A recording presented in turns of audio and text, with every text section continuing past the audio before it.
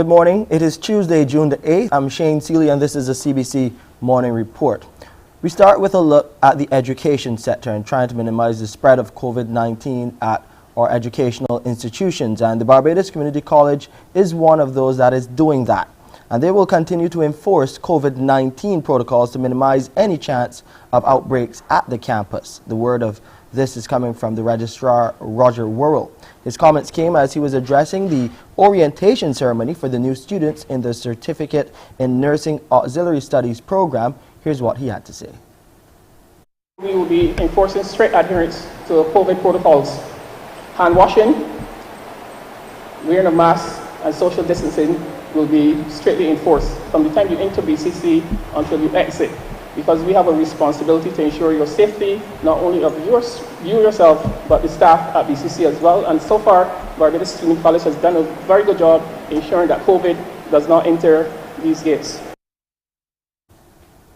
Now, the Certificate in Nursing Auxiliary Studies will help certify scores of Barbadians to work in care of the elderly.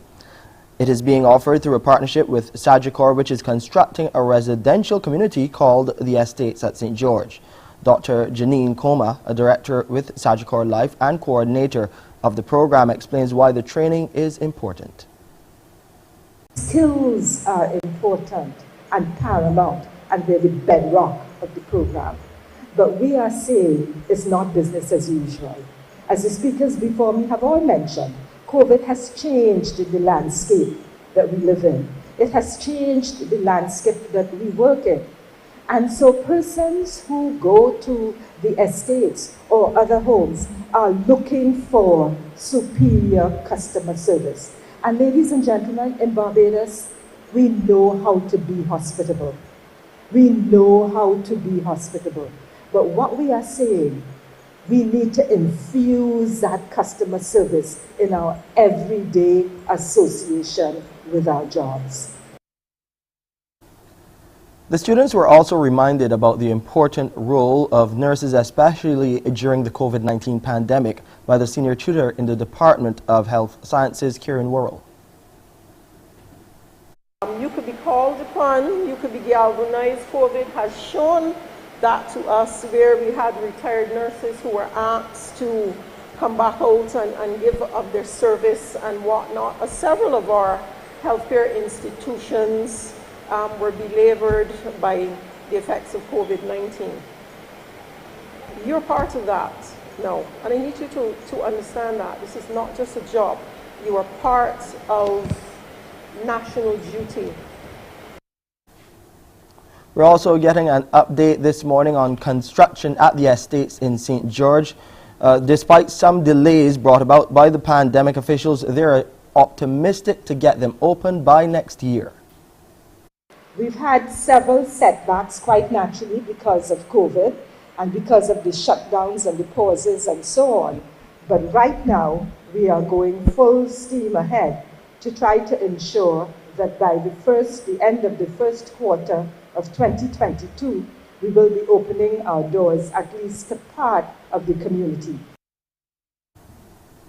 More updates to come right here on the Morning Report. We'll take a break here and come back with regional, international, and of course that local COVID-19 update.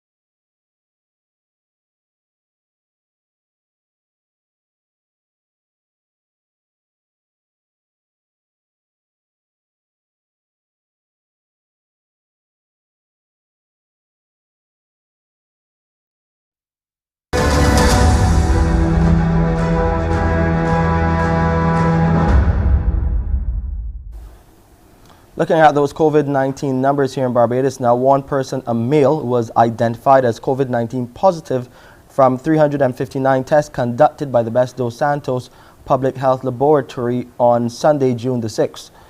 26 people are currently in isolation, and since March last year, there have been 4,032 confirmed cases of COVID-19. 47 people have succumbed to the viral illness. Over in Trinidad now, more than a dozen COVID-19 variants have been found, but at present, the UK and Brazilian strains are the dominant among the cases.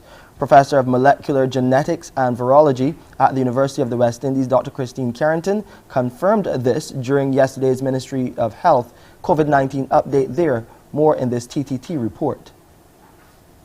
There have been several variants of the COVID-19 virus detected in more than 500 samples of the virus in Trinidad and Tobago. But according to Professor of Molecular Genetics and Virology at the University of the West Indies, Dr. Christine Carrington, most of these variants are no longer being seen in the sampling of virus patients. In all, we have detected 16 lineages of SARS-CoV-2 in Trinidad and Tobago, and their names are shown on the list on the right of the graph, and among them are two variants of concern, B117, first detected in the UK, which the WHO now refers to as the Alpha variant, and then P1, which we know we have community spread of, which was first documented in Brazil. Professor Carrington said the P1 or Brazilian strain currently accounts for 38% of the cases that the university has sampled since December. However, she noted that anyone who has been vaccinated is in a much better position to recover fully from COVID-19. We now have almost 2,000 million doses of vaccines administered around the world. And what we have is a lot of real-world data indicating that vaccines remain extremely effective against severe disease, hospitalization and death, even in the face of these variants. Lockdown restrictions are being eased in many Indian states as the country records its lowest number of daily coronavirus infections in 2 months. Shops, malls and markets in New Delhi reopened on Monday, but even as the economy restarts, some states are already preparing for a possible third wave.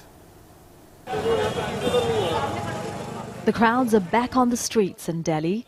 After 7 weeks, stores in one of India's biggest markets, Sadar Bazaar, reopened on Monday. Traders say they could not be more relieved.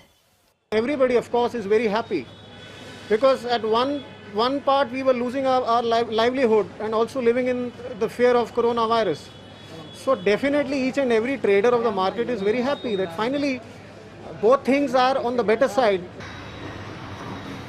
Like many other Indian states, Delhi imposed a strict lockdown in April in an attempt to slow down a devastating second wave of COVID-19. Those restrictions have reduced the number of new cases of the virus quite considerably, but they've also meant a substantial drop in people's incomes. The reopening in Delhi is taking place just a few days after the latest economic figures showed India's gross domestic product, or GDP, dropped by 7.3% over the past year, its worst performance since records began 70 years ago. More than 230 million Indians have been pushed into poverty in the past year, but migrant workers who lost their jobs when lockdowns were imposed are returning to the cities. The cases are not as high as they were. That's why we have come back to earn money to feed ourselves. There aren't many ways to do that in the villages. However, as restrictions are eased, state leaders are preparing for a possible third wave of the virus. As per the calculations, we are preparing for a peak of 37,000 cases a day. We're calculating that if we reach this peak, how many beds and intensive care units would be required. And out of them, how much oxygen will be needed and the number of medicines that will be required. Health experts say the most urgent task for India is to get more people vaccinated. And while the government addresses the shortage of doses it has available, it's also being urged to make sure basic COVID-19 protocols, including social distancing and wearing masks, remain in place. We need to ensure that super spreader events, which have been the most dangerous pathways for the viral spread, are strictly avoided, both through public resolve as well as through administrative vigilance till possibly December this year. India's official death toll from the pandemic is 350,000, though health experts say the actual figure is likely to be much higher as the country emerges from what's widely described as the worst crisis in its modern history. Health experts say it's imperative the lessons learned are now applied. Well, at 6:30, we get Morning Barbados going with our very own Pearson Bowen. Pearson, what do you have lined up for our viewers today?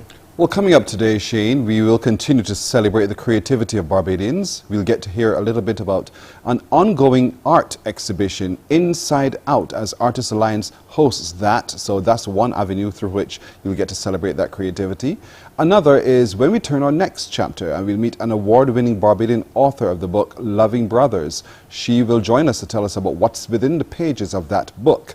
But we'll also today be continuing our series with our pediatrician looking at early childhood development and some of the markers as you parents need to pay attention to what's happening as your child develops as well. Dr. Gillian Birchwood, our pediatrician, will join us for that segment. That and a whole lot more when you join me on Morning Barbados. Back to you, Shane. Sounds good, Pearson. After the break, though, we tell you about the latest police investigation involving the death of an elderly visitor.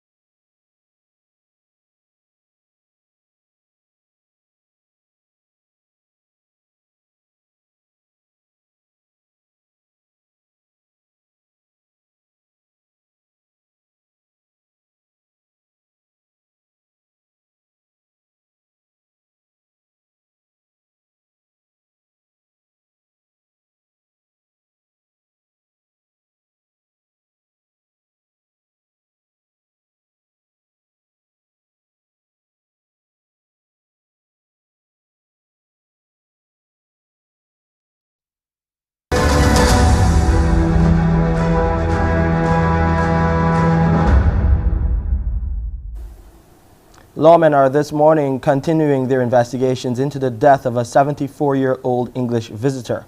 According to reports, officers went to a scene at Paynes Bay, St. James about 1:30 yesterday afternoon after receiving information that an elderly Caucasian woman fell into the water and the tide took her body out to sea. Police say the Coast Guard was summoned and her lifeless body was taken from the water and brought ashore. She was pronounced dead by the doctor on the scene. Officers say the visitor was staying at an apartment located at Chapel Gap, number 1, Paynes Bay, St. James. Police investigations are ongoing. More electric buses that is, should be on the island's roads in the coming weeks. The assurance is coming from the Prime Minister, Mia Mormoli. One of the things that we have been most proud of as a government, that we have now started the process of the transformation of our public transport system into electric vehicles and clean energy vehicles. Barbados has already had 33 electric vehicles, which we have, and we expect another 13 or 14 vehicles within another 6 weeks to add to what we have there. The Prime Minister there was speaking during the virtual national launch of the draft updated integrated coastal zone management plan. She's hailed that document as important and as a critical milestone for Barbados. It not only provides a framework for all coastal management initiatives, but it presents an opportunity for stakeholders to become more aware of the seriousness of the climate crisis and the developments affecting our nation. I think we use that phrase, climate crisis, almost every day now since I've been in office. And why? Because it is real. We believe that the seriousness of this threat will be a catalyst for all kinds of programs, as we've already started with our own flagship Roofs to Reefs program, which is intended to be holistic and to be an integrated national initiative for the resilient development of our nation. Legislative matters critical to the development of agriculture will be high on the agenda of the Minister of Agriculture and Food Security, Indar Weir. The minister, who is celebrating 3 years in the ministry, made the disclosure after a church service at Rice's Methodist Church on Sunday to mark the milestone. I have to deal with a number of legislative matters that are critical to the development of agriculture, and I equally have to start now to find ways and means through which we can create some level of employment for those people in the constituency that are unemployed, and to look at innovative ways in getting people to participate in businesses and help empower more people and give them a level of enfranchisement that they not normally would have had through programs like training in agriculture, new initiatives, technology, those types of things we're going to be targeting. The Agriculture Minister also highlighted the Farmers Empowerment and Enfranchisement Drive, better known as the FEED program. The program is seen as an important landmark for his 3 years in office, and he is pleased with the transition of young people into agriculture through that program. For my ministry would be the launching of the Farmers Empowerment and Enfranchisement Drive, which is still gathering a lot of interest, and it's a wonderful opportunity for people who are unemployed to be able to find gainful employment. And I'm particularly happy with the transitioning of young people into agriculture through that program. Over in Jamaica, there is concern poor planning is impacting erosion in Harbour Drive, St. Andrew. More in this report. Public Defender Arlene Harrison Henry believes there is a link between what is happening in Harbour Heights and widespread erosion in Harbour Drive meters away. It's a matter of need for proper urban planning and regulation of planning, and the need to get planning permits before you can construct houses or anything for that matter. Because we have photographs of what the original Harbourview community looks like, and it appeared to have been a very orderly community. Harbour Drive has been featured in the news in recent times after a massive breakaway in October 2020 threatened over 20 homes in the community. In fact, at least one structure collapsed. So how could the ad hoc construction in Harbour Heights that Mrs. Harrison Henry spoke of impact erosion in Harbour Drive? These construction sites, we notice that there is a spate of random cutting of hillsides and slopes that seem to have sabotaged the natural drainage of the land, that causes rain to come down to the lower levels and flood straight back out to the main road. The government has already committed $80 million to control the erosion problem in Harbour Drive. But Mrs. Harrison Henry believes more should be done to ensure communities are properly planned. The number of migrants and refugees trying to cross the English Channel from France to the United Kingdom by boat is rising. According to officials on both sides of the coin, they believe hundreds made the crossing over the past few days. Those who make that risky journey across say they are looking for a better life, and despite the danger, they have no choice but to try. French police officers patrol a beach at night near Calais on a mission to prevent migrants and refugees from trying to cross the English Channel to reach the UK by boat. They've crossed the Mediterranean and survived many dangers, so when they arrive here and see the last 30 or so kilometers, it seems like nothing. People smugglers charge migrants thousands of dollars for a place on a boat. They often use old bunkers like this one to hide material. We've found boats and life jackets here in the past. What happens is the migrants wait in the dunes over there. The smugglers retrieve their material and they all go out to sea. There were nearly 10,000 attempted crossings last year. At least 6 people died. Police have bolstered security along the coast, and Britain's helping to fund patrols that now take place around the clock, with some officers on motorbikes. It's a recent phenomenon that's been on the rise since 2019 because security has been tightened on ferries and in the ports. It's much harder to reach the UK by classic means, so migrants are now trying their luck on inflatable boats. From here you can just about see the British coastline through the haze. It is less than 40 kilometres away. And for the migrants and refugees that are trying to cross the English Channel, their goal isn't necessarily to reach the land, but to enter UK waters about halfway, because at that point they have effectively reached Britain. Many of the migrants are from Eritrea, Sudan, Iraq or Afghanistan. Stuck in squalid conditions in Calais, some say that the police harass them. We saw officers clear hundreds of people from a camp. This group of young Afghans say that they'll risk a boat crossing for a decent life. Most say they have friends or family in England. I have one friend who made it by sea. We have to take a risk by boat. Scared or not, there's no choice. We have to make it. I don't care about the risk because I left danger in Afghanistan and now it's dangerous to stay here. Brexit and the pandemic haven't dissuaded some from trying to reach Britain or ended dreams of the sort of safety that many take for granted. So some people continue to risk their life for opportunities they believe lie on the horizon. Sporting news now, and nothing less than a win is what head coach Russell Latapy expects from the Barbados Tridents in their final qualifying match against Dominica in the CONCACAF qualifiers of the FIFA 2020 World Cup tonight. But the little magician confirmed that there are a few niggles within the squad that might very well change the shape of his starting lineup. In terms of the starting 11, I think again it's a perfect opportunity that we can have a look at one or two other players. So I can say we would freshen it up a bit, and there would be a few changes. But in terms of the shape, that is still undecided. You know, it depends on, you know, I'm not going to play a player who is 75% fit when we have another player who's 100% fit, if you know what I mean. So I think that is going to be determined in the next 24 hours or so, when we see, because 24 hours in terms of injuries can make a big difference.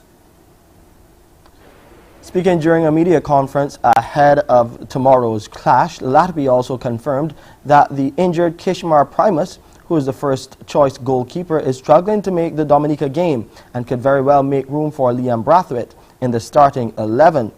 Currently, the Tridents are on 4 points behind the Dominican Republic and Panama in Group D, with only the top-placed team advancing. Latapy said they would be using the final encounter to give some of the younger players experience at the World Cup qualifying level.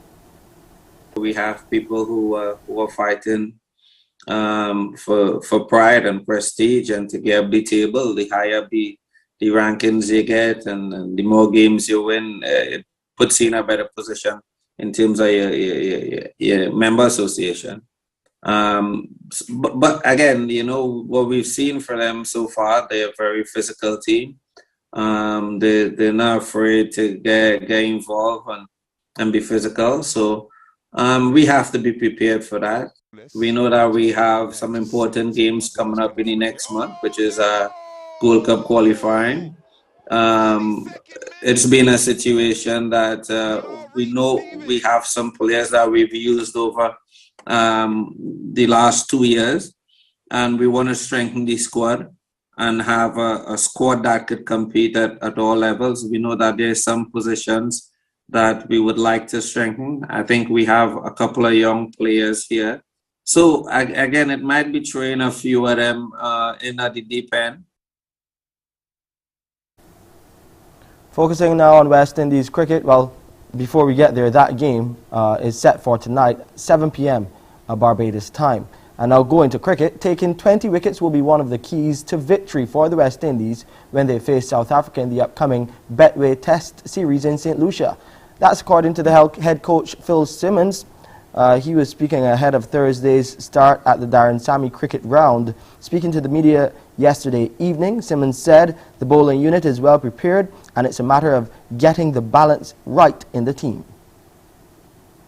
Any team you come up against, you have to look for where you can exploit them, and I think they're very strong at the top with the captain, and then later down with people like the Cock and them, but you still have to get everyone out, and I think we have to bowl well in the middle overs, at their middle order, in order to get them out and to get down to the later order, because they seem to have batting a long way down. Simmons also said the players returning to the test team have fought for their inclusion. Additionally, he's looking for improvements considering the team's good start to the year, which has led to their 6th place position in the ICC rankings. Well, it's always going to be hard playing against South Africa. As you say, they've got a quality team, and we need to play even better than we played in our last 4 test matches. No disrespect to the other teams we played against, but you know the rich vein quality that South Africa have, and we've just got to step it up. We just got to move to 1% better than we were in our last game, and keep getting that. If you get up to 6, but getting to 6 is just the start of things. We want to be up at the top, and we need to play like we want to be there. And the final 13-man West Indies squad to face South Africa will be named today. Time now for a look at the weather. It's already 28 degrees on the outside, so we're expecting somewhat of a scorcher today. Hopefully the cloudy conditions could help to cool down things and those showers. And it's also a bit windy too. It's feeling like 31 degrees Celsius already. The relative humidity stands at 68%, the barometric pressure 1013 millibars, and those winds are coming out of the east at 37 kilometers per hour. There will be a low tide at 12 minutes to 9 this morning, a high tide this afternoon at 3:13, and then later on tonight at 17 minutes after 8 there will be another low tide. Those seas are calm to moderate in open water. Swells are around the 2.5 meter mark, but you can expect them to increase.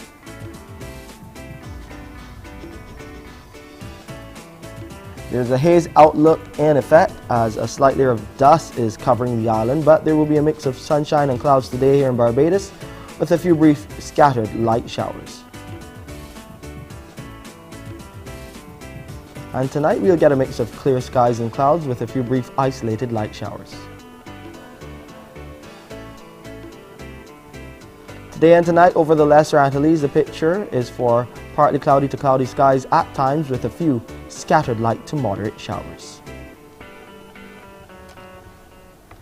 And internationally, the sun is out for the most part. Partly cloudy skies in London and Frankfurt, up to 26 and 27 degrees Celsius there respectively. Pretty cool on the lower side of things too. In Miami, the average day, up to 29, as cool as 26 degrees Celsius it will be there. In Boston and New York, 24 and 25, that's what they'll be experiencing. Not too bad and pretty cool on the low side as they get down to 14 and 17 degrees Celsius respectively. It will be as cool as 14 degrees Celsius in Toronto too, but it will get up to 23 under partly cloudy skies. The sun is out for the most part, and in Montreal, pretty much a similar story. As cool as 12 degrees Celsius and up to 24 degrees Celsius in that French-Canadian city.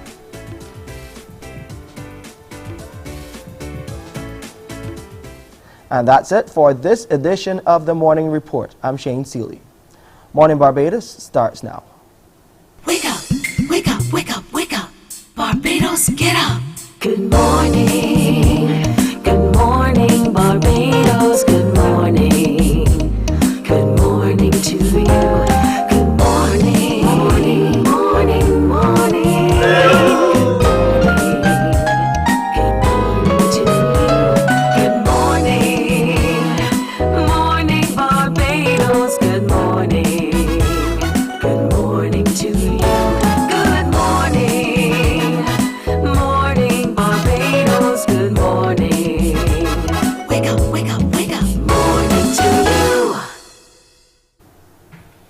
Indeed, good morning to you. And as the sun rises across this beautiful island today, Tuesday, the 8th of June, 2021, we say good morning. Welcome, and indeed to those of you watching us on our Facebook streams, CBC Barbados and Morning Barbados. As usual, wonderful having you company. Thank you for joining us. And also on our YouTube channel, Caribbean Broadcasting Corporation. That's the name of the channel, Caribbean Broadcasting Corporation, as always. Grateful for your company as well.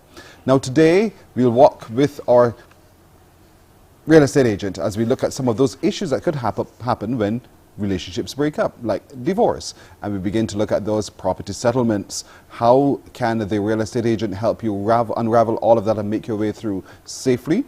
And our fitness guru, Mr. Califit246 Thornwood, will join me as we do some lunges today. And we'll talk more about that program that he's running for personal training where he can come to you. So that and a whole lot more straight ahead right here on Morning Barbados. But let's get started now by celebrating some of the creativity of our artists.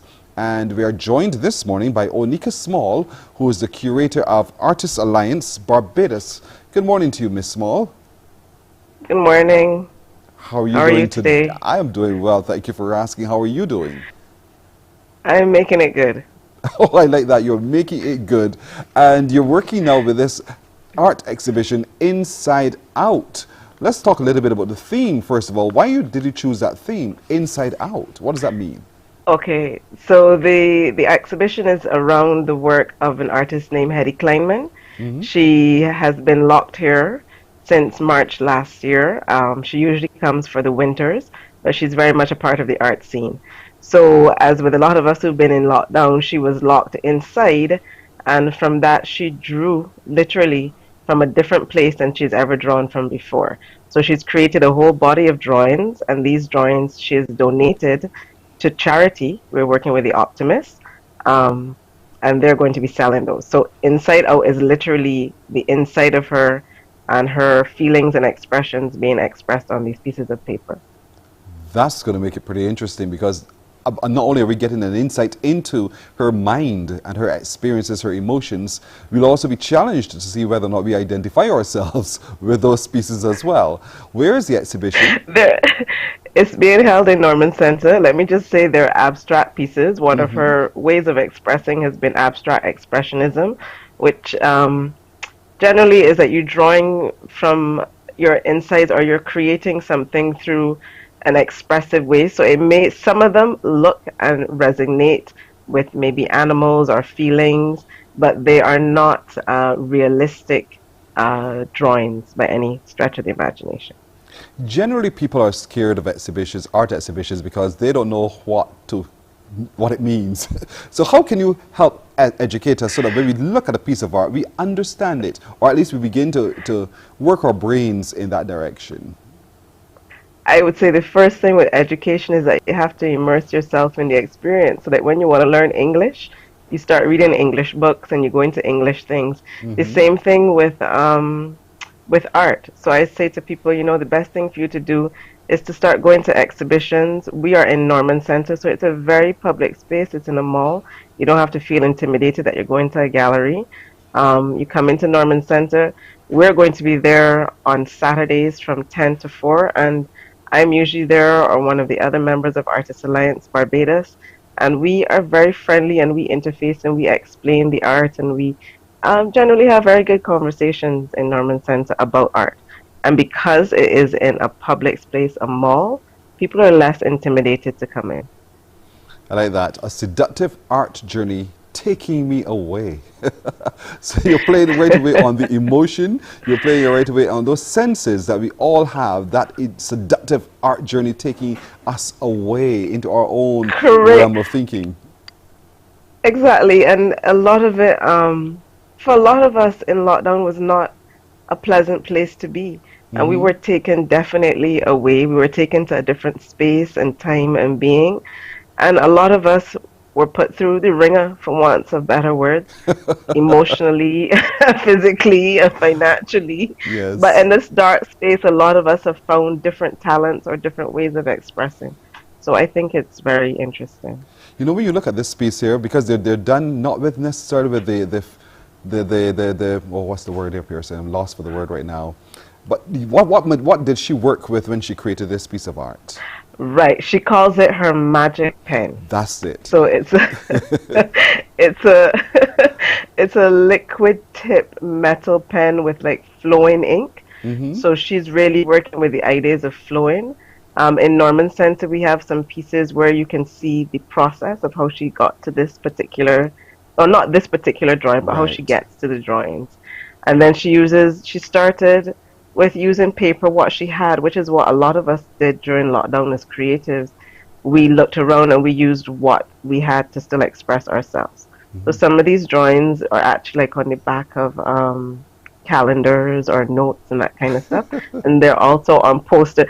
It's a fun, exciting exhibition. She is just a fun, exciting person in herself. You know, you're seeing all sorts of shapes because we've been pulled into every shape with the lockdown for sure. We've been stretched in every possible way. But you know what? We are a resilient people. Barbadians are a resilient people. And I think even though we complain that we no longer buy into old time philosophies, I believe we know how to cut and contrive. Amen. I believe we know how to do with what is simple. So her drawings are actually very simple, but they also speak of different things. And that's what it's about. And the most important thing also is that she's donated these drawings. So she's given this gesture to the place where she loves for sale. So every drawing is being, and that is going to the Optimist charity, and that's going to help with their children's programs. Fantastic. So it does go to a good cause. It's at Norman Center. What times of days, on which days? How is that running? Are you with me, Onika? Onika, what did you touch? Onika? Onika Small is the curator of Artists Alliance, and we're talking today about the exhibition Inside Out as we try to level things out with her.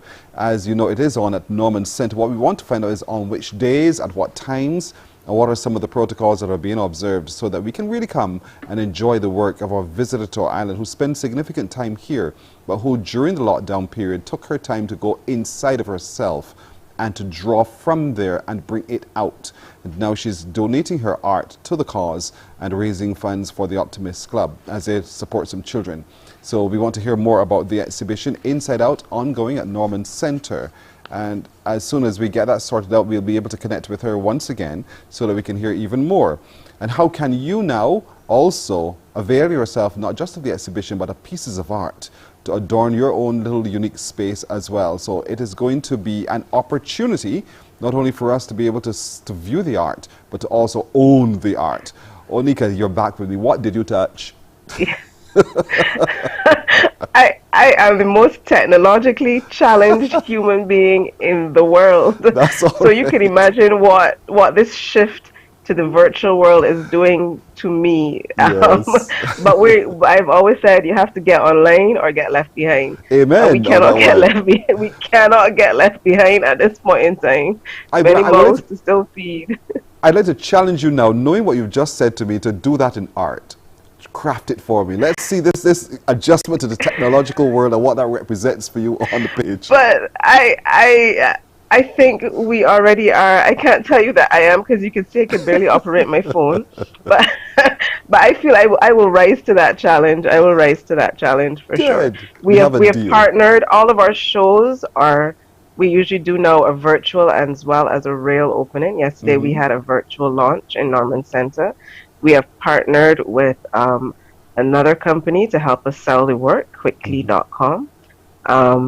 So we are embracing as much as we can, as quickly as we can. Yes, yes. So we can view the exhibition online and in person, I suppose. Correct. You can view online. It's at the Artists Alliance Barbados website, which is www.artistalliancebarbados.org. And then you can go to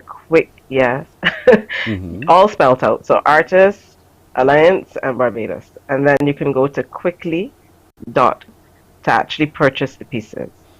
Great. But if you do want to walk into Norman Center, is the exhibition available all day, every day? What times? No, we have guarantee that we are going to be there every Saturday from 10 to 4, Mhm. and people can make appointments by calling me on the other days.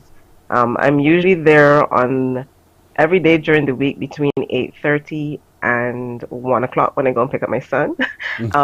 But people can make appointments because I'm in and out. There's a lot of things happening on the creative scene in Barbados. No, I'm very excited. Oh, that's beautiful. But you did say that we can Yeah. make our purchase very quickly. Just spell that quickly for me. I'm seeing it here on the screen. KWI. Yo, you got to do that too.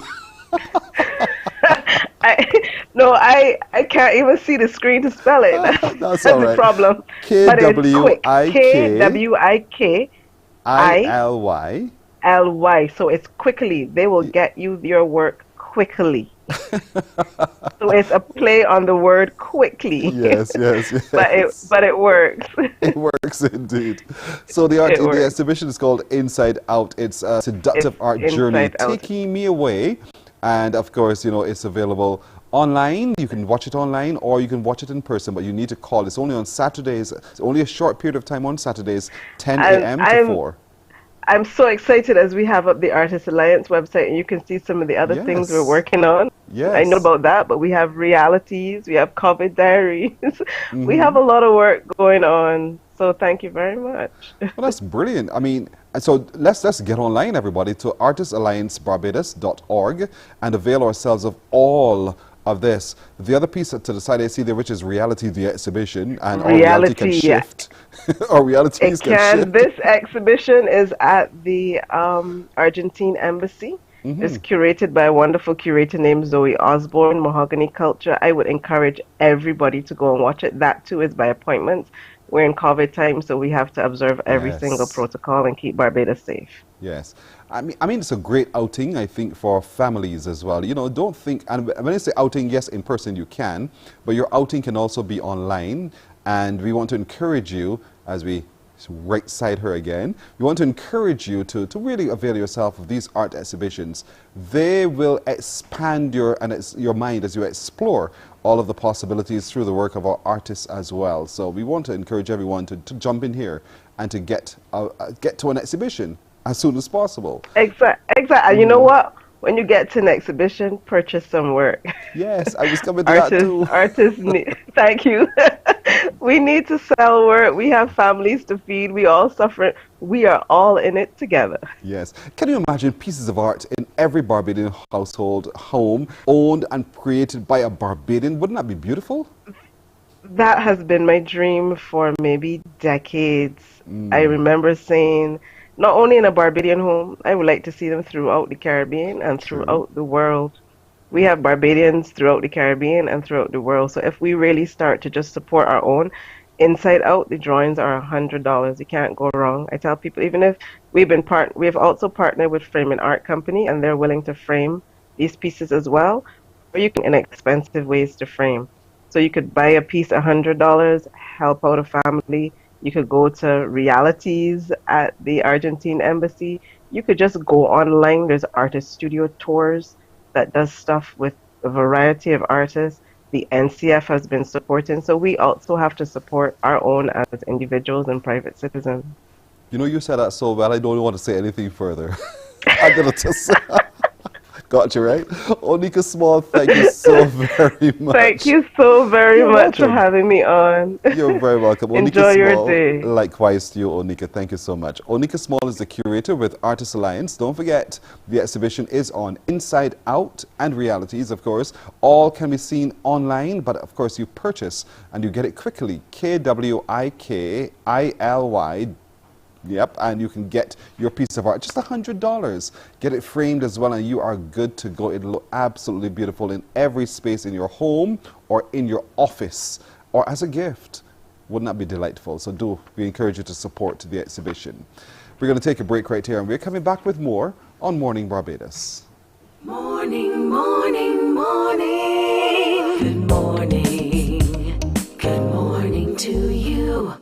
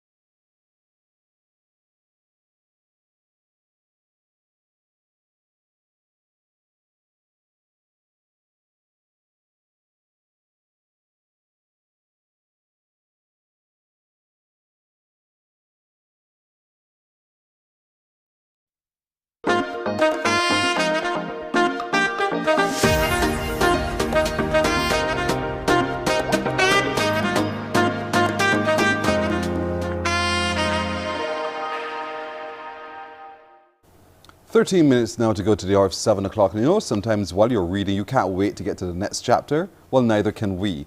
This next chapter we're turning to introduces us to Pamela Haynes, who is an award-winning author. Good morning to you, Pamela.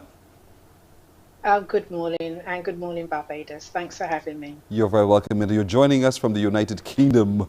What's the weather like today? It's too hot. It's too hot. We're trying to stay cool. Yeah, we complain about the weather all the time, so we're complaining about the sun being too warm as well. We'll stay consistent. Who would have thought in jolly old England that your complaint would have been for the heat? Well, it's good to have you. But we're just not used to it, and we're just not set up for it, but we're going to enjoy it all the same. Before you know it, it'll be time for autumn. So let's look at now at this book you've written called Loving the Brothers. And when I saw it, I'm wondering, what is Loving the Brothers about? What can you tell us about the book?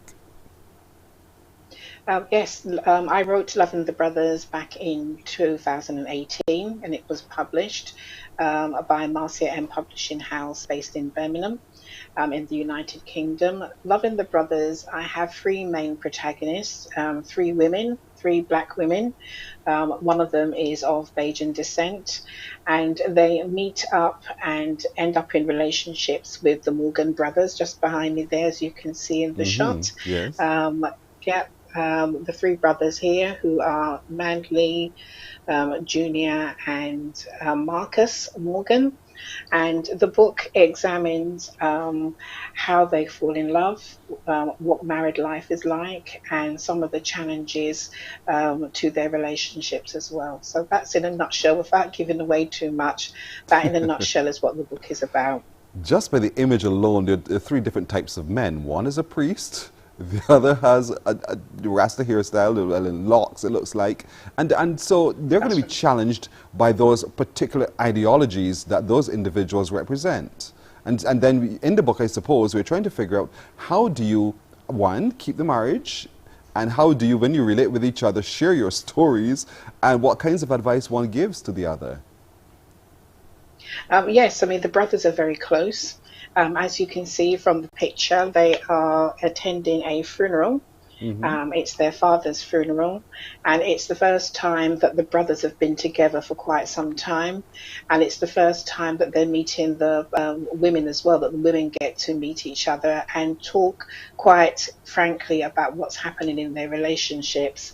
So that in a nutshell presents all the dilemmas and looks at how the women support each other through those challenges. This book in 2018 caused you to win Author of the Year, the award, Loving the Brothers. How was that for you? It was absolutely fantastic. So you could imagine the book was published in January, and by the April I picked up my first award for Author of the Year, which was absolutely fantastic. The event organizers treated us like royalty. We really had a wonderful time, and I really used the award as a platform to open other doors for me, to give me the opportunity to do other things. So there you are meeting with Minister John King. That must have been quite a moment as well for you. I came to Barbados. Oh, absolutely. I came to Barbados to show our friends around the island. I've been going backwards and forwards to Barbados since 1980. And on this last occasion in 2020, I got to meet the minister, which was absolutely fantastic, and present him with a copy of my book, and also to catch up on all of his music and his achievements. He's been in the background of my life, you know, growing up in a Bajan household. His music has been in the background of my life. So it's been wonderful to actually meet him in person. What's the foundation for this book, though? A lot of times people either write from their own creativity or they write from their own experience. Which is it for you? For me, I was working in the criminal justice system for over 30 years. First of all, for Her Majesty's Crown Prosecution Service, and then after that, I moved over to the probation service, and the bulk of my career was spent there. I've had a variety of different roles, and one of the jobs that I had was working as a domestic abuse facilitator. So I got to work directly with perpetrators of domestic abuse, and did a lot of work around challenging their behavior and equipping them with new communication skills. So I was privileged to hear hundreds and hundreds of stories from men. Very often the men were also victims of domestic abuse when they were growing up as children and witnessed things that they shouldn't really see and didn't really have any other strategies of how to function and create healthy relationships. So that was my main motivation, was rather than writing their stories, let me make up a fictional story based on the cycle of abuse and put it in a book. So I was approaching a milestone birthday, and I wanted to let the world know that I was here, and what better way of creating a legacy for yourself than putting it in a book. You've written a book called Loving the Brothers, but abuse has no color distinction at all. Abuse is abuse regardless of whether you're Caucasian, black or Indian, whatever you are. But you focus though on the black experience. Is there any particular difference that the black experience has that's so vastly different from any other experience? I think if you accept that racism is endemic, then you also have to accept that many people do not like involving the authorities in what they call a private matter. So that could be shame, embarrassment, pride, but also fear of what the consequences may be of involving the police or the criminal justice system into what is a private matter. So our men, if we call the police, is 6 police officers going to turn up at your door and cause a scene? Are they going to be dealt with more harshly by the system? Are my children going to be taken away, for example? So there's lots of fear that stop women, in my opinion, that stop African and Caribbean women from getting the help and support that they need. So the book explores those issues as well. Oh. I'm told that you're also now looking at the other book. Let's talk about the other book that you're writing. Yes, I wrote my book during lockdown in the UK in 2020. So that book is the sequel to Loving the Brothers, called Loving the Sisters.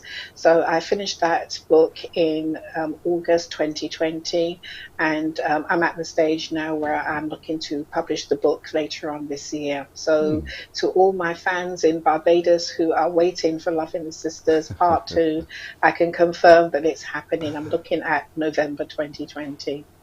Just 2021. Just now it's going to be available. 21, yeah. And would it also be addressing a similar theme, or is it somewhat different? Yes, in Loving the Brothers, I left the readers on a cliffhanger. So Loving the Sisters is the conclusion of the story. So people who want to know what happened to my characters, Patty, Charmaine and Rose, will get some answers to the questions that they've been harassing me with as well. Well, that's a good harassment, no doubt. Did you ever at any time imagine yourself, because you've worked in a different capacity, and here you are, a published author. Did you imagine this at all? No, not at all. I mean, you dream dreams for yourself, but the way it's unfolded, with the support of Barbadians in the UK, I've been asked to be a judge on the Miss Barbados pageant a couple of years ago. It's just opened loads of doors for me to do other things, including coming back to Barbados and having a really successful book launch at Shuttle House Books in town, which was just absolutely fantastic. So how can people, not just here in Barbados, but those overseas who are watching as well, get a copy of Loving the Brothers and then pre-order for Loving the Sisters? Yes, the pre-order link will be coming out in September, so you can look out for that. To my knowledge, there are still copies of the book available at Pages in Barbados and also at the Teacher Training College where Chateau House Books has relocated. Amazon and the usual places. And if you talk to me nicely, if you DM me on my Instagram page, I can perhaps get you a signed copy as well, because I know that people have been wanting a signed copy. I love that if you talk to me nicely. I just love the way you said that, Paola. So, were you born in Barbados, or were you happen to be just born to Barbadian parentage? No, I was born in the UK. I was born in London, in East London. My parents obviously hail from Barbados. My mum was from Collington, and she grew up in Poole in St. John, and my dad is on the border of Christchurch and St. Michael. He's from Dells Road. Right. But my family, I've got family all over Barbados, from College Savannah in St. John to Greens in St. George, in town, in Britain's Hill, all over the island. Look at really. you calling the places as though you lived here for a significant moment of time. Yeah, I mean, as I said, backwards and forwards since I was 12 years old. So I know the island quite well, got connections with Commermere School. Really love coming to Barbados and promoting the island as well. Fantastic. Pamela Haynes, we are immensely proud of you.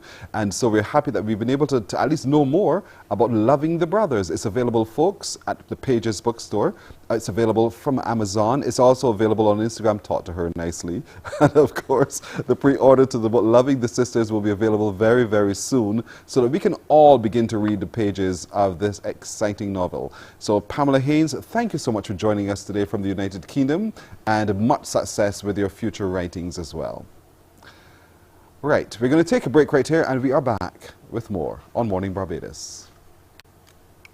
Morning, morning, morning. Good morning. Good morning to you.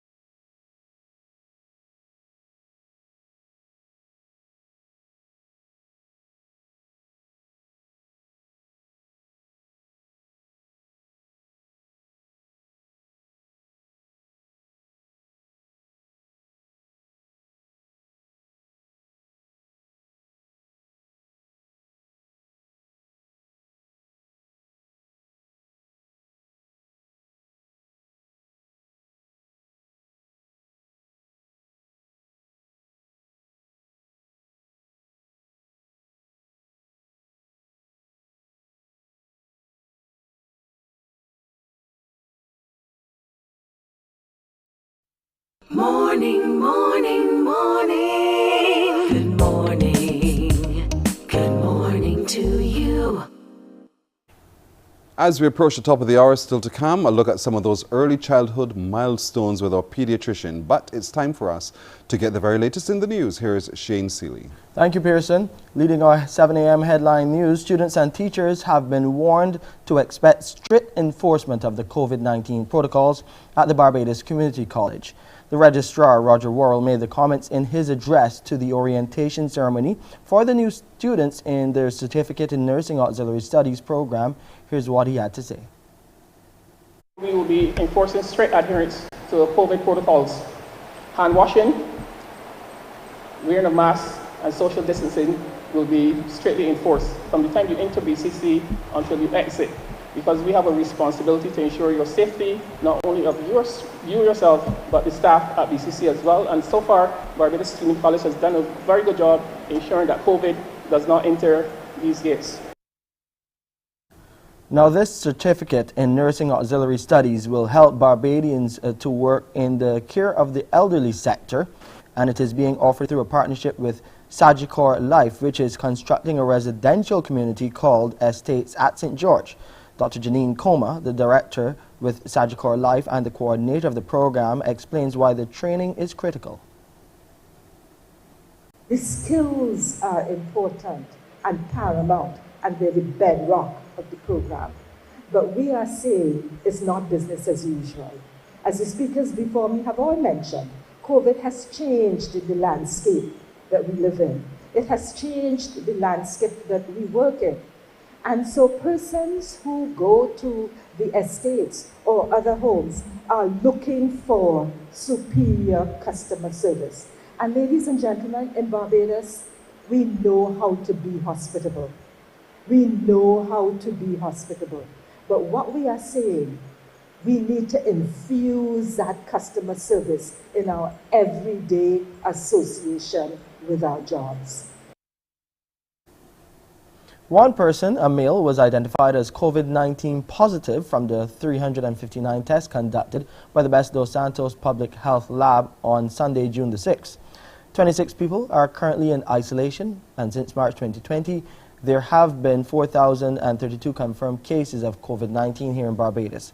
47 people have died from the virus. Investigations continue into the death of a 74-year-old English visitor. Police are yet to reveal the identity of the woman. According to reports, officers went to the scene at Paynes Bay in St. James at about 1:30 in the afternoon yesterday after receiving information that an elderly Caucasian woman fell into the water and the tide took her body out to sea. Police say the Coast Guard was summoned and her lifeless body was taken from the water and brought ashore. She was pronounced dead by a medical doctor on the scene. Officers say the visitor was staying at an apartment located at Chapel Gap No. 1, Paynes Bay, St. James, and police are continuing their investigations. Addressing concerns about rising unemployment and the legislative framework around agriculture are now the top priorities of the Agriculture Minister. Indar Weir made this clear as he joined the congregation at a church service at Rice's Methodist Church on Sunday to celebrate 3 years in his ministry. To deal with a number of legislative matters that are critical to the development of agriculture. And I equally have to start now to find ways and means through which we can create some level of employment for those people in the constituency that are unemployed, and to look at innovative ways in getting people to participate in businesses and help empower more people and give them a level of enfranchisement that they not normally would have had through programs like training in agriculture, new initiatives, technology, those types of things we're going to be targeting. The Agriculture Minister also highlighted the Farmers Empowerment Enfranchisement Drive, better known as the FEED program, as an important landmark for his 3 years in office. He is pleased with the transition of young people into agriculture. And that's where we wrap up this edition of your 7 a.m. Headline News. I'm Shane Seeley. Back over to you, Pearson. All right, Shane, thank you. 4.5 minutes now after 7 o'clock. We're going to take a break here. When we come back, a chance for you to win with our Crumbs question of the day. Morning, morning, morning. Good morning. Good morning to you.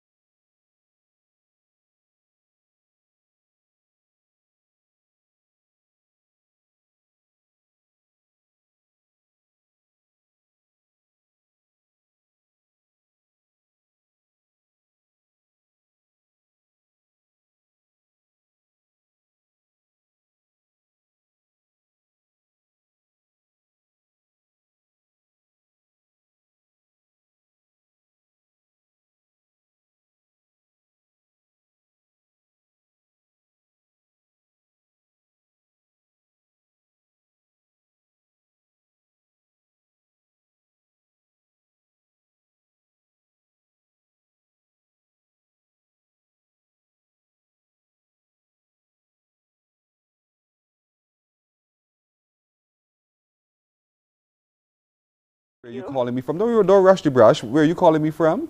I'm calling you from Goodland Main Road. And What parish is that?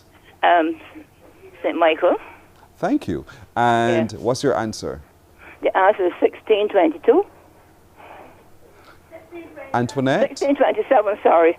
No. Antoinette, Yes, let me talk first. Did you see that somewhere? Yes, 16. Where did you see it? Well, one of my children. What did your child show you? Pardon me? What did your child show you? She just told me the name. Don't get frightened, Antoinette. Don't get scared of me, man. You're living there, Goodland. I'm not scared. Good. So you think it is 1622? 1622? 1627, I told you. I think that's what I told you. You gave me two answers, Antoinette. You gave me two. You said 1622 and then you switched to 1627. You thought my ears weren't good, no? But it's 1627. Do you think you're right? Yes, I think so. Okay, but you're not absolutely certain whether or not you're right. I think I'm right. My hearing is 100%, but I'm hearing you so far. Oh, I sound as though I'm far. Okay. Well, Antoinette, you're absolutely right when you said 1627. You're absolutely right. Do you know where the British first landed in Barbados? Where the British first landed in Barbados? Mm-hmm. Oh boy, I can't remember. Ask the children. Pardon me? 16. Ask the children. Oh, just hold a minute. Where did the British first landed in Barbados? Jamestown. I think it was Jamestown. That's your daughter? Yes, that's my daughter. Yes. So she's the one who's a history buff. Yeah. Antoinette, both of you are absolutely right. 1627 at Jamestown. It's a pleasure chatting with you. You know. Nice to start chatting with you as well, Antoinette. Yes, Thank you so much. You don't put down. Every morning I watch this. I make sure to see you, my grannies, my grandchildren, so you'd be surprised. Oh, bless your heart, Antoinette. You're a really nice lady. Thank you so much for watching from Goodland. Antoinette, stay right there. Don't put down. We'll talk to you some more because you've won today by correctly answering 1627 was the year in which the British first landed in Barbados. Antoinette, isn't she sweet? From Goodland, St. Michael. All of you watching all over the Barbados as well, we thank you so much for calling. So congratulations to you. Someone, Antoinette, from Crumbs Bakery will call you. They'll make arrangement with you to collect your winnings from Crumbs Bakery. You will know this. Crumbs is delicious right down to the very last crumb. It's 11.5 minutes after 7 o'clock. Shall we break and shall we be back? I say yes. Let's come right back after this. Morning, morning, morning. Good morning. Good morning to you.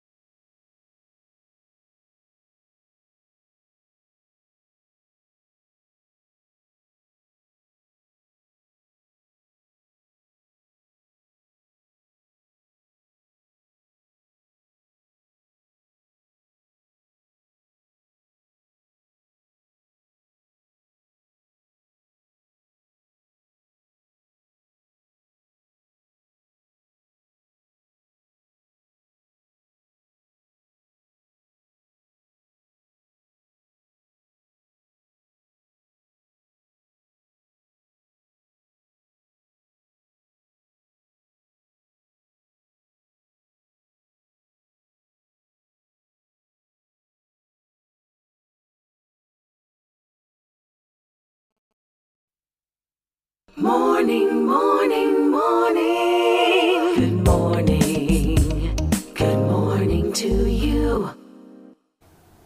It's 30 minutes after 7 o'clock now as we continue our look at marking those milestones in our child's development. It is absolutely critical that we do so that we can intervene where absolutely necessary to intervene. And so our pediatrician, Dr. Gillian Birchwood, joins us again this morning. Dr. Birchwood, good morning to you.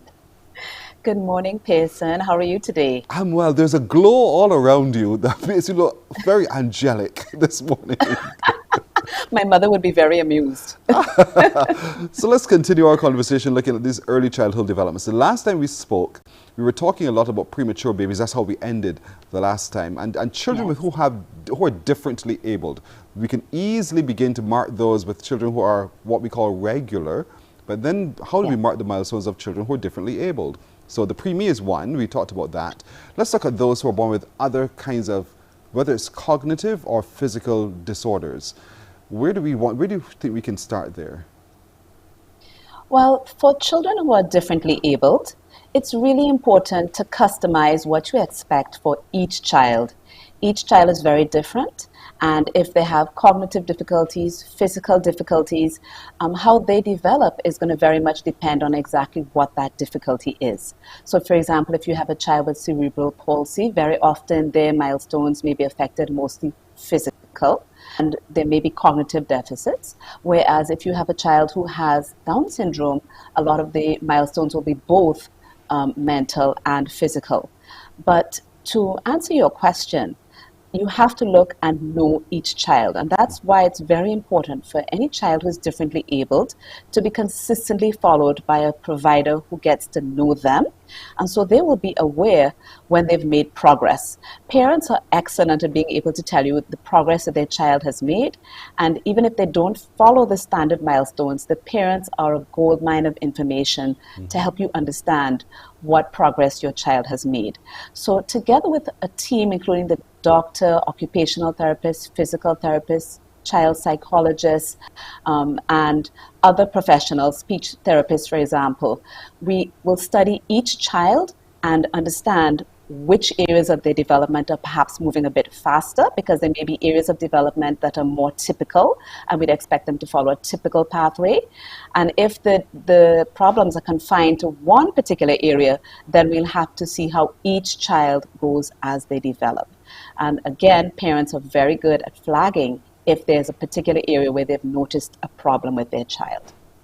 Good. So for the children, people with children who are differently abled, there's help. Don't shy. Don't keep the children away. Don't shy away. Don't think, I should not. Because in knowing, you can do so much better for your child as well. But then there's some other milestones I want to look at this morning as well. You know, when the child first begins to recognize who you are, and how do you know that that child is seeing you, hearing you, sensing you, and when the child is not seeing you, hearing you, or sensing you? How do you detect those differences? Those are very important milestones, and they can be more challenging because, for example, hearing, it's not a matter of if a child can hear or not, just that alone. It's also very important how well they hear. It can be fairly noticeable if a child is not hearing at all because they may not startle, for example, to loud noises, although behavioral cues are very variable. If a child has heard sounds a lot in the womb, when they're born, they may not respond to them. For example, if a child has heard the family dog barking from within the mother's womb, when the baby is born, may not jump when they hear the family dog barking. Really? So looking at behavioral cues, yes, looking at behavioral cues is not always very helpful. So for hearing, all children should have routine hearing testing in the first few weeks of life, because it's very important if there is a problem with hearing, if the child isn't hearing at all, or if they're not hearing optimally, that we'd want to intervene and make sure that they have a hearing aid. If you don't do that before 6 months of age, then they do not develop normal speech. If you catch hearing problems before 6 months of age and you remedy those, then the children will develop normal speech. So that milestone is very important to catch, and there are timelines that are involved that will impact the child for the rest of their lives. With vision, you can tell fairly soon that the child is fixing and looking at you. Pretty soon after birth, you'll notice that babies are staring at you. They will not necessarily follow you as you move around at first, as their vision continues to develop all the way up to age 6 years. And so vision is a little bit more tricky, and you are able to better tell from cues with the baby's vision development in their milestones. In the speech that you talked about earlier, you said that after 6 months, it is likely that there might be a bit of a challenge with the child being able to speak properly if the child is not responding. But yes. what does that mean in terms of the prognosis for my child's ability to just adequately articulate? Yes. So, that 6-month milestone is always on our minds as pediatricians to make a diagnosis and intervene before then. If we miss that milestone, and it has happened in the past, the child may not have the cues that let you know they're not hearing well. You will notice inarticulate speech. And it's a bigger challenge then, and this is where our speech therapy colleagues will certainly play a big role in helping to develop their articulation. But often it is not possible to have normal articulation if the problem is detected after 6 months of age, although significant improvements can happen if the speech therapist is involved from early. You're seemingly to say to me this morning that the first 6 months are absolutely critical in ensuring that our children are developing correctly. Why 6 months? I'm just trying to hold on to why 6 months? Why not 7 months or 8 months? Why 6 months? Well, 6 months is particularly important for hearing, but the whole first year of life is a really key and important time. And that's because the baby is still growing their brain. There are a lot of changes that are happening. They're literally laying down neural networks, which is the whole network of nerves that are in their brains. That happens particularly during the first year of life. It's very fast. And with the brain, the principle is if you don't use it, you lose it. Yes. And so it's really important to develop those skills during the first year of life, because then those nerve networks are going to remember the tasks that they have been challenged with, and they're unlikely to lose those tasks as time goes by. If the child is not by age 9 months or so babbling, making those babbling sounds, should I be Yes. So in terms of hearing, even if a child has had a normal hearing test in the first few weeks of life, there are conditions where a child may lose hearing progressively. So for example, certain viral illnesses can do that. And most recently we had the Zika epidemic, and that was a risk for children who were born with Zika. But yes, a child should be babbling with consonant sounds by the time they're 9 months old. And if you don't notice babbling with consonant sounds, then that would be a red flag. They may be making sounds, but there should be very specific types of babbling sounds. And again, a first-time parent may not notice this, and this is where having regular follow-ups with healthcare professionals will help to spot this problem with someone with a keen eye. Well, we know the da-da, mama. We know those sounds.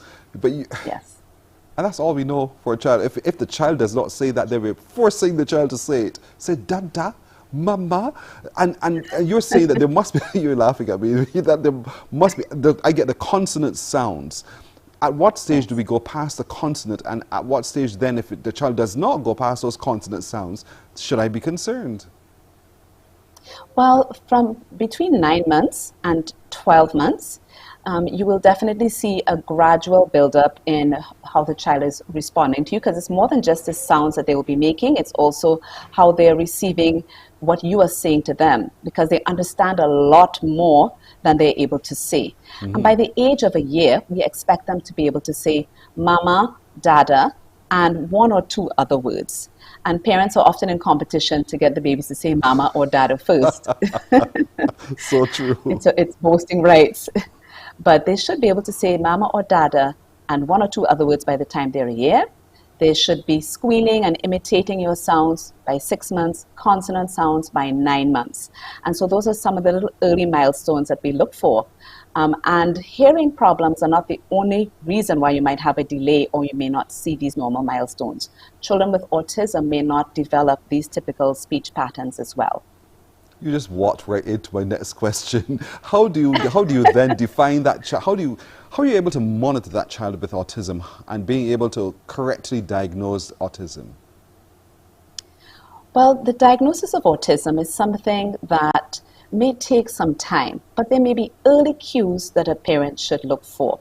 We would routinely screen for autism at 18 months, 2 years, and 2.5 years. But even before that, a child may have delayed development of speech, and there may be atypical social interactions with their parents.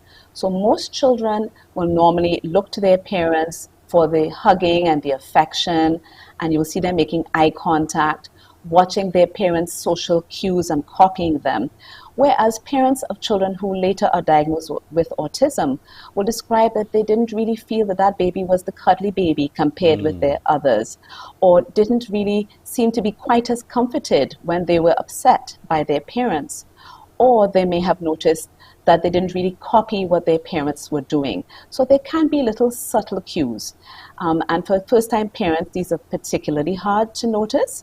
But parents of more than one child will often notice these things right away when compared with their other children. But screening can help to isolate those ones who are more likely to have it, and then further comprehensive testing can be done to confirm the diagnosis and then start treatment. Pediatricians deal with children, young children. Up to what age should a child present to the pediatrician? Well, that's another great question, and it depends on where you are in the world.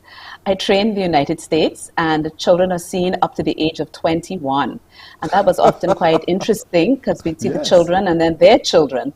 But here in Barbados, we tend to see children up to the age of 18, but sometimes it's hard to let them go. And I have children who are my patients in university, and it's so nice to really be able to still talk to them. But eventually we have to sort of move them on, which is always very sad. Yeah, I can imagine. But I think for a lot of people it's like a big hard back man, like you still go to a pediatrician. They think something odd by that. But it's not odd at all, because a pediatrician is also a medical doctor and who has specialty in identifying some of those issues as well. Dr. Birchwood, I want to thank you again this week.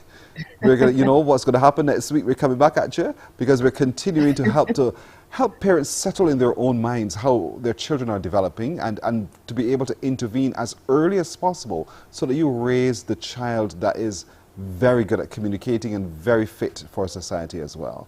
Thank you so much. Thank you for having me. Have a great day. Likewise. Thank you. Dr. Gillian Birchwood, our pediatrician, joining us this morning as we continue our journey through childhood development. We are back at 26 minutes after 7 o'clock. We're coming back with more on Morning Barbados. Morning, morning, morning. Good morning. Good morning to you.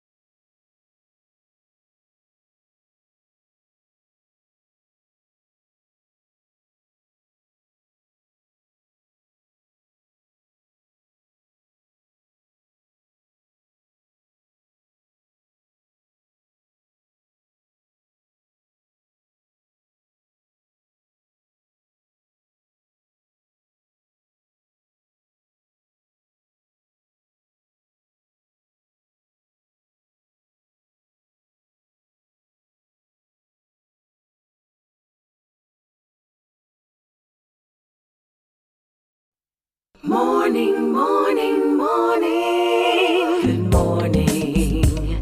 Good morning to you. It's 27 minutes after 7 o'clock. The things I get to hear that you don't, it would really make your head curl. It makes you laugh for real. We're now going on to meet our real estate agent, Agent Sharita, reporting for duty this morning. Agent Sharita, good morning to you. Good morning, sir. How are you? I'm well. How are you doing? Good. Can't complain today. Listen, you make me laugh for real. It was so funny just listening to the interaction between yourself and our technical director. All right, so today we're looking at unraveling some of those, minimizing some of those estate issues when it comes to divorce. So where do we start here? Oh my goodness. Well, first of all, it may surprise some of you to know the volume of divorces in Barbados on an annual basis. It is extreme. Just to give you a feedback, a little birdie, very small birdie, y'all not going to be able to find her, give me the impression that, let's say, for example, yesterday, in about 3 courts, there were a total of 17 divorce matters heard. Today, the same thing is going on. And when it comes to divorce, of course, the most highly contested issues are things dealing with maintenance and custody of the children and real estate issues. Yes. So Barbados, we are not staying happily married like we used to. Wish we could change that. And unfortunately, I sit between a lot of divorced couples as we try to decide how to handle their real estate affairs. So how do we start to handle those real estate affairs? Where do we start? What are some of the things that we need to really sit down and decide on? Okay, so let me start off by setting the tone for this. What makes real estate issues difficult within divorce is that unfortunately these are no longer happily married people. Yes. There's a lot of pain, and most of the time people are feeling aggrieved. So you know what, I can hurt you. And in instances where people sometimes have been married just for 3 years, they may have contributed zero to the process of the property that they live in. They may not have paid the mortgage ever. They may not have ever paid the deposit. They might never have wiped a countertop. But sometimes they're going fighting for more than half, right? So that's what makes the real estate issues challenging. They're not done in love. Yes. It's tough. But one of the things I have to do as an agent when persons come to me, especially in those situations stating that they want to sell property, is that you have to find out the nature of what's going on between them. In some instances, both are in agreement, yes, let's sell. And if both of their names are on the mortgage document, I make sure both y'all sign in my listing agreement, because we can't have Polly saying that she wants to sell the house at $600,000, and as far as John Paul is concerned, it should be $1.5 million, right? Yes. So first thing first, you have to make sure that in writing, you get the John Hancocks of both of those parties so that we are on the same page. Now, here's where it gets ticklish. Sometimes it is court ordered that, let's say, Sally Sue takes the lead in the sale of the property. As a realtor, it is responsible for me that even if I'm dealing with Sally Sue, I ask her about John Bob. Tell me about John Bob. I have to connect with John Bob, because no matter how good I am in with Sally Sue, if she decides that she wants to change the price of the property, reduce it, I need to make sure that John Bob is on board. Otherwise, we're going to have challenges when a buyer shows up, as has happened, and wants to proceed. So it gets ticklish simply because of the emotions. Simply because of the emotions. Ticklish is not the word. Let's talk about fiery dart.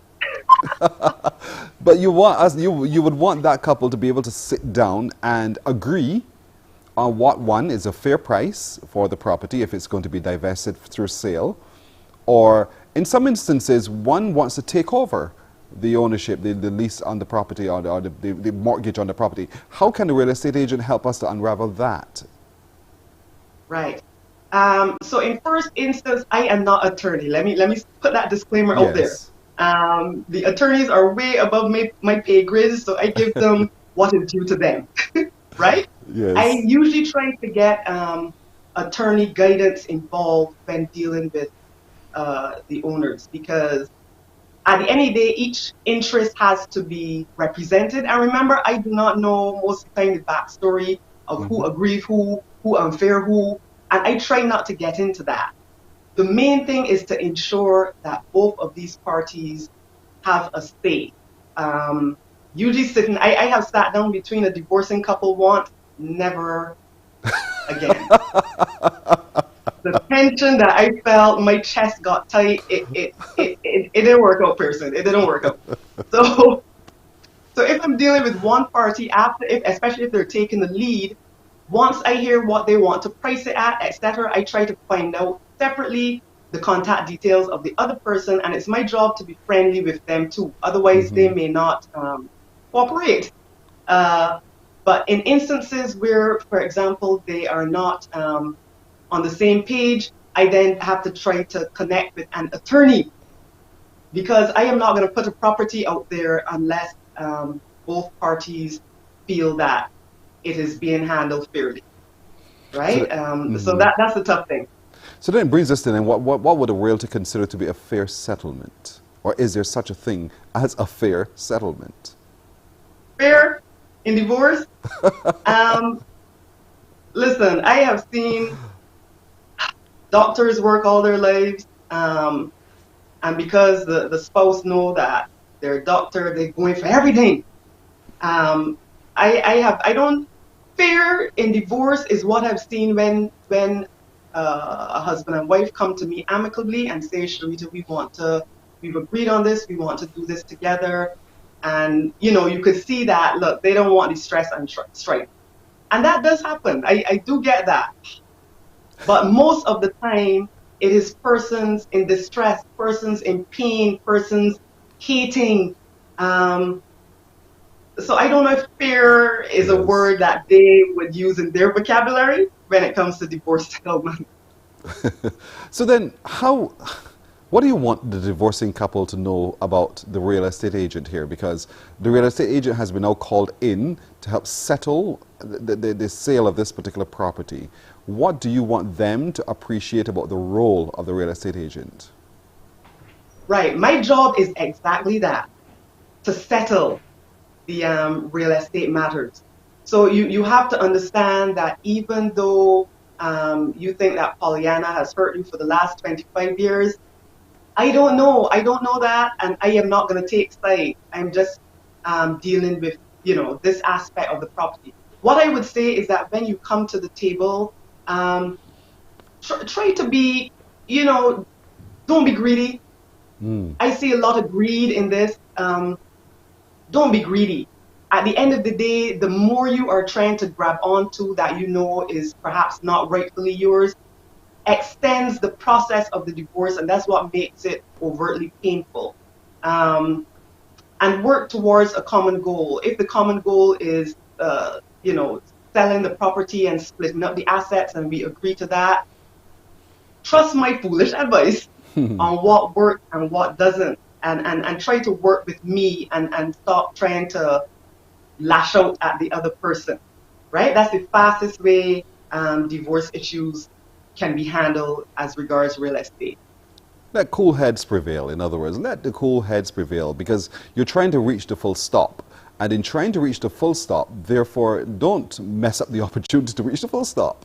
Let's operate with cooler heads and cooler hearts, and then you will see that you can actually benefit rather than simply to destroy what is possibly a nice little exchange of funds. And that's where the real estate agent will come into play. What would that divorcing couple need to give to you, the real estate agent, so that you know that I know you said a signature on certain documents, but would you require... More than that, I'm a bit more particular with divorcing couples. The standard things I ask for before I list any property are, for example, proof of ownership, land tax bill, plot plan, and so forth, to paint a picture of the property that I'm about to put on the market. Yes. What I will ask is that when individuals from a divorcing party come to me on their own, be honest. Sometimes an individual might come and they might not say outright that this is because of a divorce, right? So in the past, before I knew any better, I'd gone down the road, got a buyer ready to think, and then all of a sudden I hear, she didn't agree with that price. Who is she? You didn't mention this before. So you have to be transparent and honest and upfront when wanting to list property. Sometimes one name might be down on that property, and I think it's only you, not knowing that someone else helped clean it, paint it, do everything within it for the last 25 years. So honesty is important at the onset. Otherwise, when you get to the end, you have a buyer, think things are happening, then all of a sudden, factors come out of the blue that you didn't know about that put a grinding halt to that sale. So be honest, people. Couldn't say it any better than that. So if you're in the process at the moment and you need some further guidance, of course, reach out to your real estate agent, Agent Sharita, and let her sit with you in a very happy as much as possible, amicable environment. I know it's a bad word to use, but you know, an environment where there's openness and there's honesty and that kind of thing, because you're working towards a solution as opposed to working towards a problem. And that's where that sit down, open conversation is going to be absolutely critical. So Agent Sharita, I really hope that a lot of people are a little bit clearer now. And of course, folks, if you have any further questions on this, call Agent Sharita. 233-8888. 233-8888. Did I say that right? 233-8888. On IG, she's Agent Sharita. On Facebook, Barbados Real Estate 246. And let's begin the process of unraveling all of those things so that everyone ends on in a happy place. Yeah. Agent Sharita, thank you again, as always, for joining us. We'll catch you again next week. God spare life. Yeah, you're welcome. All right.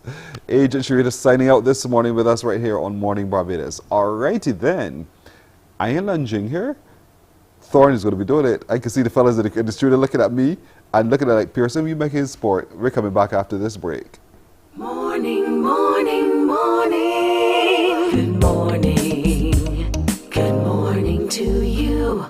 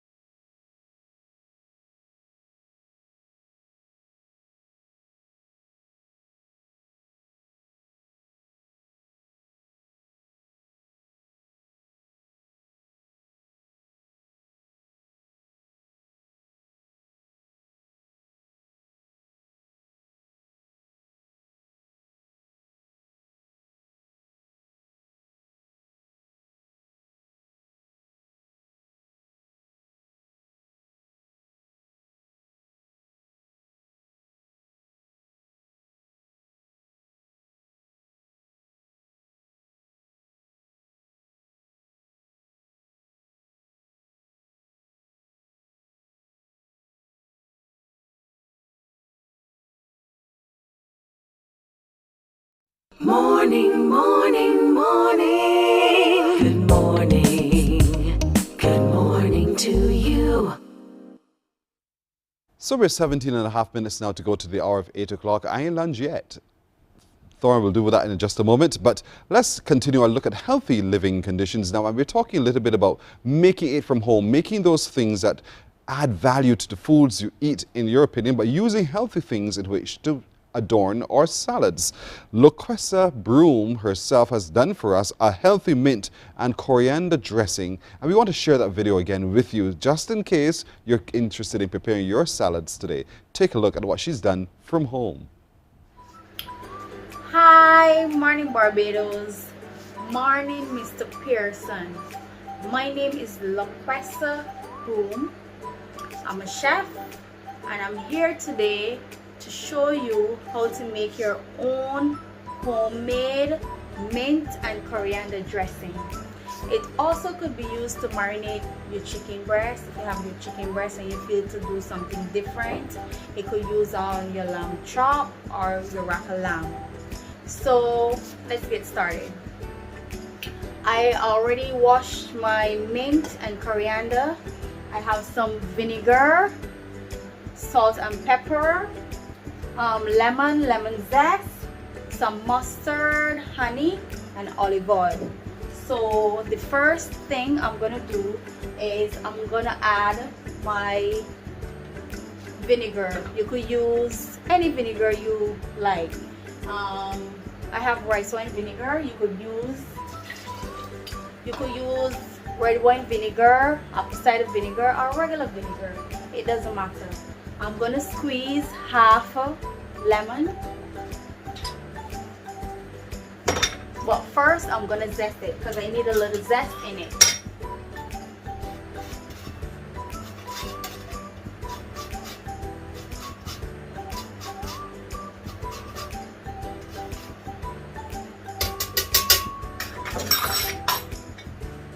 I'm gonna squeeze my lemon juice.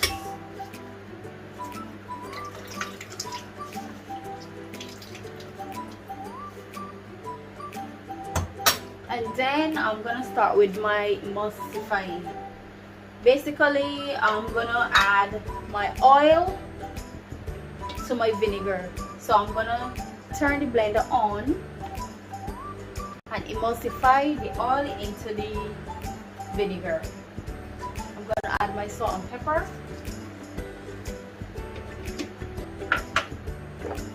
So let's get started.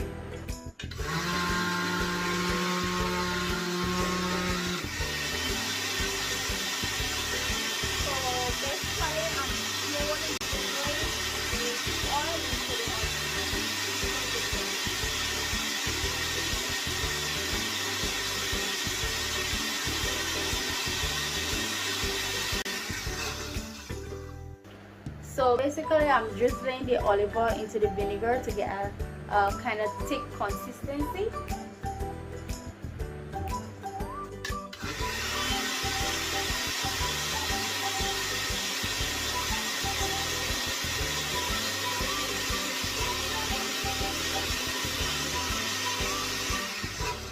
So I get the consistency I want. I'm gonna add a little mustard to it. You could use any mustard you have. You could use Dijon. You could use any mustard.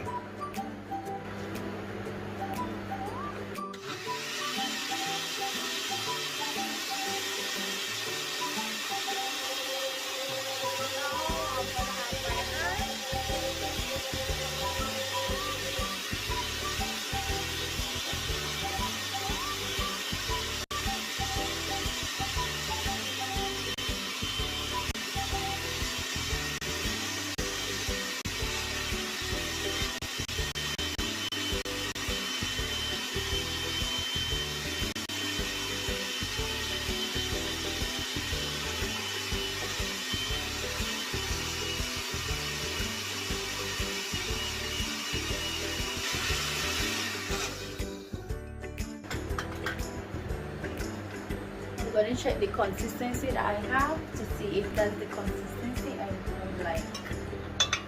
Okay, great.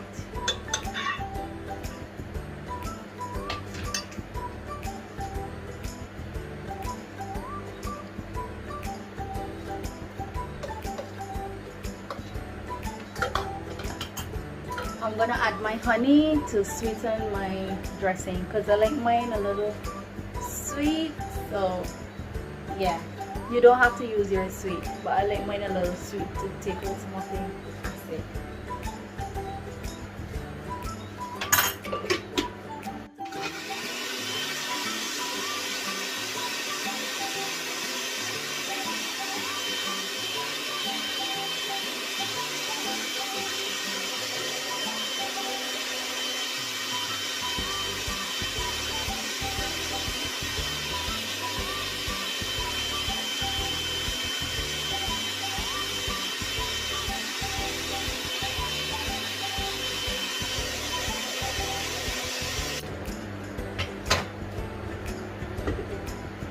There you have it, your own salad dressing. Oh my goodness, this is so good. And there you have it.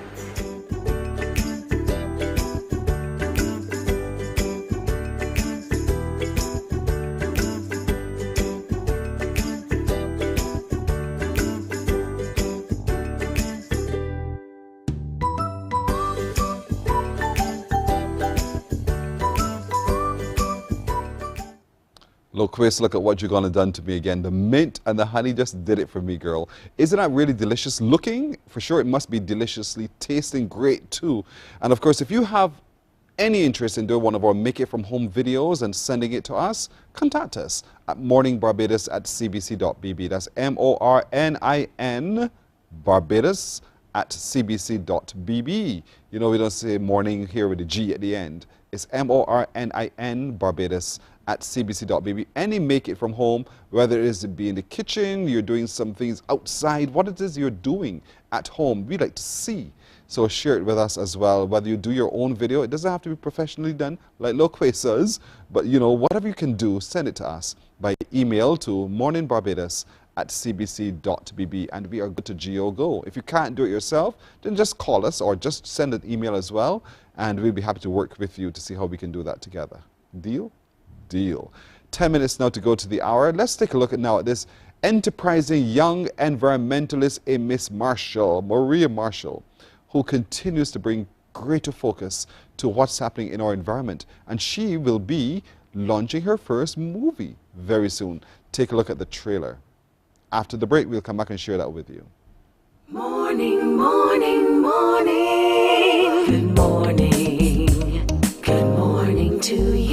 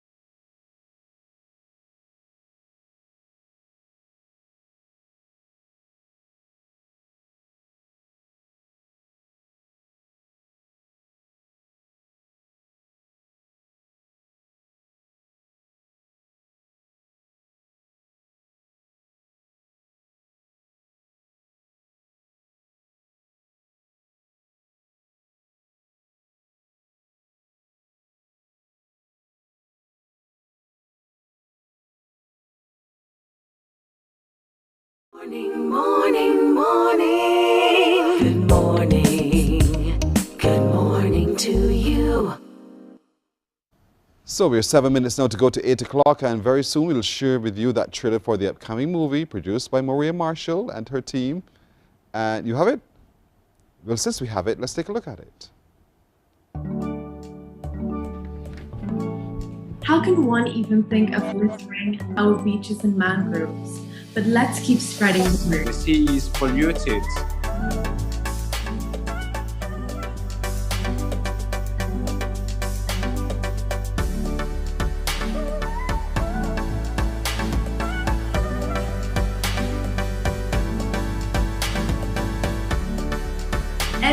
small step anywhere will add up to great impact.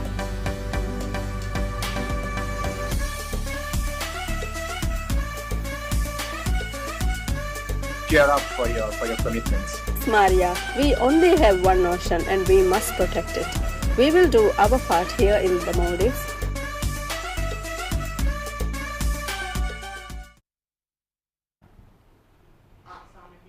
So there you go, look at that. That is going to be the movie coming out soon, and you can see me. I'm standing today next to Mr. Califit 246. Thorne, good morning to you, sir. Good morning, guys. Good morning, everybody from Barbados. Good morning, Pearson. Yeah. Today we're doing it real quick. This is on the back of, like I said, our at-home PT special, so we're coming to you. So today we're talking about lunges, right, guys? And you want to look for a couple of disparities in the knee and in the hip and stuff like that when you're doing a lunge. And halt, and that's how you're going to know that you're doing a proper lunge. So I want to see Pearson do. I think Pearson, you know what lunge is, right? I am such a guidy pig for you, but go ahead. Right? I just basically, I step forward, right. and I do that, right? And I come back. Forward. You got to do next leg too. You got to do next. Yeah, I will. Yeah, I just want to be sure. Good. So that was a pretty good lunge. If you guys could, look down his knee a little bit. That was a pretty good lunge. So two things you want to look for, especially when you're lunging, right? You want to make sure, turn to the side. You want to make sure you're not doing something called pronation. Now that pronation is basically taking the knee and going past the toe like that. That's not the type of lunge that you want to do. Maybe if you're stretching and for a little more mobility and stuff like that, that's fine. But if you're doing the actual exercise with like weights and stuff like that, you tend to want to keep your knee in line with your ankle. Secondly, the next thing you want to look for when you're lunging going forward, you guys can take another look at my knee, is making sure that it's staying in line with the toe as well. So you're not going past the toe, right? But you're going down, and you want to make sure that it's not going to your left or going to your right. So you really need to make sure that you're stabilizing that knee and stepping forward and pushing away. All right? So we can do. I think I did something wrong with my posture, just my torso. Yeah, let me check it. Oh, you want to see how I do it again? Yeah, okay, fine. Yeah, so I did this, and I went down, and my posture had gone, my torso had gone forward. Right, so you're actually pronating in a little bit, so I think that you need to step a little bit further away from your first So step further forward? Yes, a little further forward. Well, loss. Yeah, there you go. And bring down the knee, so you got to keep the knee, shift the knee back there, in line with the ankle. So and this back foot got to be wrong. Exactly. Back foot is nice. Back foot is nice. And back up and push away, Pearson. Back up and push away. Good, you got to push up, so you're pushing off your heel, right? Yeah. Well, what you want to do is when you step into the lunge, you go down. I want you to push away with your toe back here to your first position. Let's do this again. Right leg, look at that left leg. I want this again. Down, and push away. Good, now the next leg, let me go. Step, boom, and push away. Come on, Thorne, match me, man. You really want to focus on pushing away, right? Right? When you get that lunge position, make sure your knee is in line. Push away each and every single time. Get a nice workout. Can you imagine someone with a bull foot doing it? So, like I said last week, when you're exercising, right? You want to follow the natural line of your body, right? So sometimes for some people, you may have like a person who has a slight turnout. You just want to make sure that it's not extreme, or they might have, just a couple of things that might be different to the average person. Everybody's body is different. Everybody's body receives information differently as well. Yeah. So you just want to have, at the bare minimum, make sure you're stepping forward, knee is in line, not shifting to the left, not shifting to the right. Everything is aligned with your big toe. And then turn to the side. You want to make sure that you're not pronating as your knee going past the toe. Right? Now, like I said before, this can actually be a stretch if you're trying to work that mobility like in your ankle and your hips, but that way you go down and then you push a little further past. So then your quad here gets more of a stretch and your hips. So that's different to if you're actually doing an actual lunge, weighting going down. Your focus is on going down and getting this quad and hamstring activation right here. My man, I'm hurting. I'm telling you right now, I am hurting. So I can imagine you must be hurting too. I actually did legs yesterday. My main focus was on quad, so I ain't here suffering a little bit. Right? Woo, what a workout. I think next week we got to get you doing some handstand stuff, because we haven't talked about, our acro stuff in a little bit. So I think that put a cement wall behind me. You guys might want to see Pearson, who was do a handstand. You guys may go on the CBC Instagram and put up some stuff, you know, like we got to put some walls in the chat for Pearson, do a handstand, huh? Right? Yeah, right. I'm with you on that. Exactly. So again, guys, just make sure that your form is correct. Like you said, from last week on to this week, we're really providing next stuff with our at-home PT, yes, where the focus is mainly on you. So the same way they come here and I can give all of my attention to Pearson, and he doesn't have to worry about, you know, excuse me, I could use that machine, or you want to get this way. It's all in your space, at your time, at your convenience. Again, we have the Build a Boot Camp program going, so you can get your friends together, get your schedule together, and have your own personal boot camp, guys. Give them a call. Call Call me at 245-3712 or email us at califit246@gmail.com. That's CALIFIT246@gmail.com. That's GMAIL.com. All right. Thanks a lot, Thorne, as usual. Good to be here. Sure, but not so bad. Not so bad as well. I could handle this. Take care, everyone. We'll catch you again tomorrow. God's will. Life. See you then. Wake up, wake up, wake up, wake up. Barbados, get up. Good morning.